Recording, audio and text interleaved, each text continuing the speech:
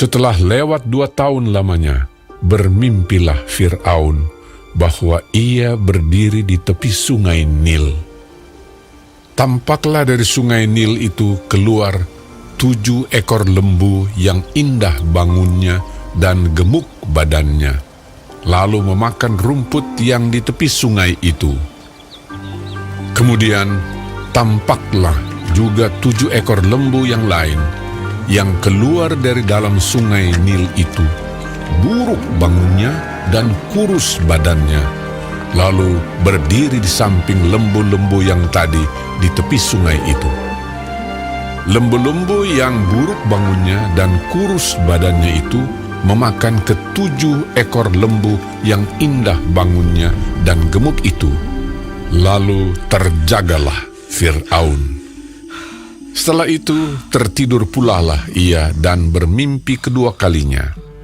Tampak timbul dari satu tangkai 7 bulir gandum yang bernas dan baik. Tetapi kemudian tampaklah juga tumbuh 7 bulir gandum yang kurus dan layu oleh angin timur. Bulir yang kurus itu menelan ke-7 bulir yang bernas dan berisi tadi. Lalu terjagalah Fir'aun. Agaknya ia bermimpi. Pada waktu pagi, gelisahlah hatinya.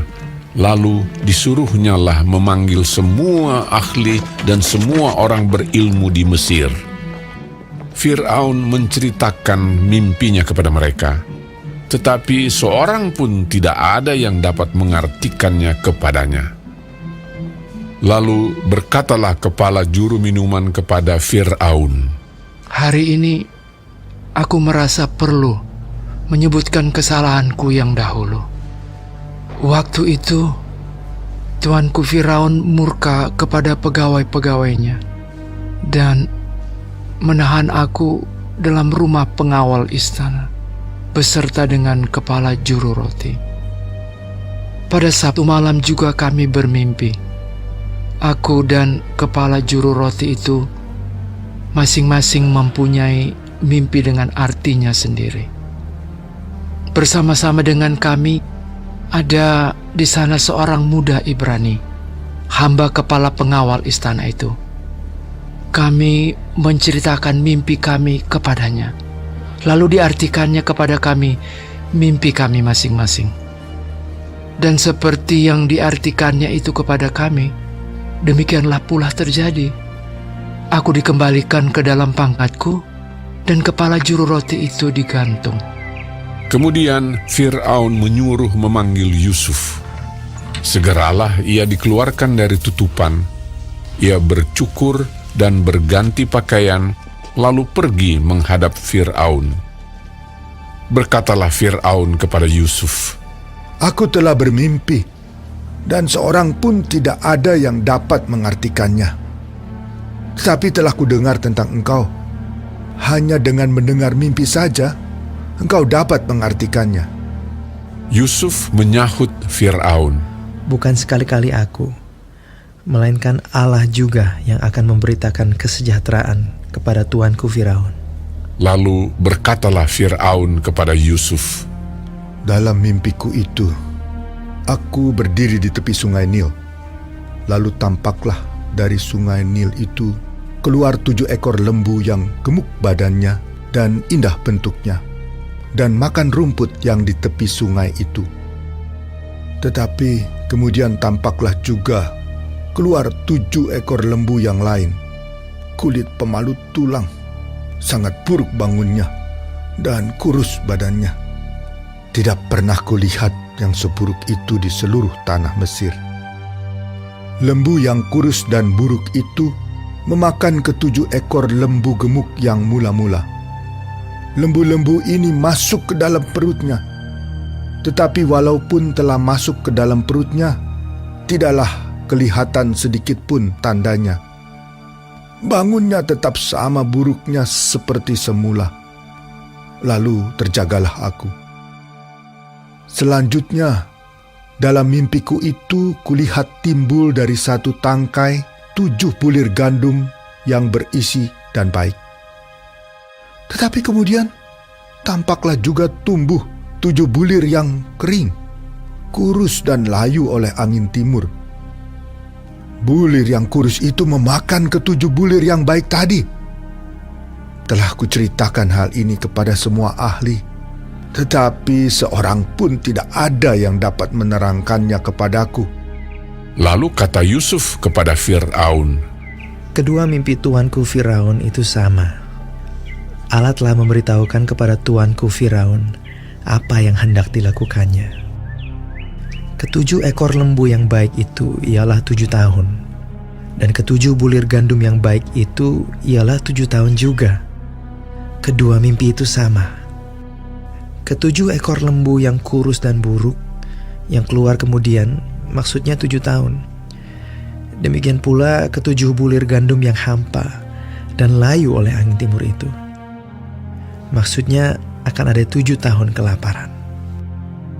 Inilah maksud perkataanku ketika aku berkata kepada tuanku Firaun, Allah telah memperlihatkan kepada tuanku Firaun apa yang hendak dilakukannya. Ketahuilah tuanku, akan datang 7 tahun kelimpahan di seluruh tanah Mesir. Kemudian akan timbul 7 tahun kelaparan. Maka akan dilupakan segala kelimpahan itu di tanah Mesir, karena kelaparan itu mengurus keringkan negeri ini. Sesudah itu akan tidak kelihatan lagi bekas-bekas kelimpahan di negeri ini karena kelaparan itu, sebab sangat hebatnya kelaparan itu. Sampai 2 kali mimpi itu diulangi bagi tuanku Firaun, berarti hal itu telah ditetapkan oleh Allah, dan Allah akan segera melakukannya. Oleh sebab itu, baiklah tuanku Firaun mencari seorang yang berakal budi dan bijaksana, dan mengangkatnya menjadi kuasa atas tanah Mesir. Baiklah juga tuanku Firaun berbuat begini, yakni menempatkan penilik-penilik atas negeri ini, dan dalam ke-7 tahun kelimpahan itu memungut 1/5 dari hasil tanah Mesir. Mereka harus mengumpulkan segala bahan makanan dalam tahun-tahun baik yang akan datang ini. Dan di bawah kuasa tuanku Firaun menimbun gandum di kota-kota sebagai bahan makanan serta menyimpannya. Demikianlah segala bahan makanan itu menjadi persediaan untuk negeri ini dalam ke-7 tahun kelaparan yang akan terjadi di tanah Mesir, supaya negeri ini jangan binasa karena kelaparan itu. usul itu dipandang baik oleh Fir'aun dan oleh semua pegawainya. Lalu berkatalah Fir'aun kepada para pegawainya, Mungkinkah kita mendapat orang seperti ini? Seorang yang penuh dengan roh Allah. kata Fir'aun kepada Yusuf, Oleh karena Allah telah memberitahukan semuanya ini kepadamu, tidaklah ada orang yang demikian berakal budi dan bijaksana seperti engkau. Engkaulah menjadi kuasa atas istanaku, dan kepada perintahmu seluruh rakyatku akan taat. Hanya tahta inilah kelebihanku daripadamu. Selanjutnya Fir'aun berkata kepada Yusuf, Dengan ini, aku melantik engkau menjadi kuasa atas seluruh tanah Mesir. Sesudah itu Fir'aun menanggalkan cincin meterainya dari jarinya dan mengenakannya pada jari Yusuf. Dipakaikannya lah kepada Yusuf pakaian daripada kain halus dan digantungkannya kalung emas pada lehernya. Lalu Fir'aun menyuruh menaikkan Yusuf dalam keretanya yang kedua, dan berserulah orang di hadapan Yusuf, Hormat! Demikianlah Yusuf dilantik oleh Fir'aun menjadi kuasa atas seluruh tanah Mesir. Berkatalah Fir'aun kepada Yusuf, Akulah Firaun, tetapi dengan tidak setaumu, seorang pun tidak boleh bergerak di seluruh tanah Mesir.